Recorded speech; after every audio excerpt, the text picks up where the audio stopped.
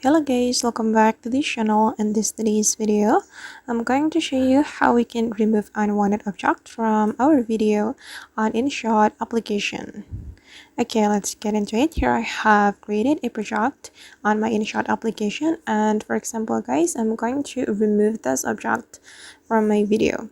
First of all, we have to overlay this video with the same video. So we can click on the PIP option and you can import the same video. This one guys. Then we can click on this autofill button to fit the screen. And we're going to put mask to the video to cover the unwanted object. We just need to click on mask right here, and then you can select the shape of the mask. And for example, I'm going to select this circle mask. Then we can resize it. And I'm going to take another part of this video to cover this object, and I think this part will be suitable to cover the unwanted object. Wait guys. Okay, we can make it smaller or bigger, and then we can click on this check mark.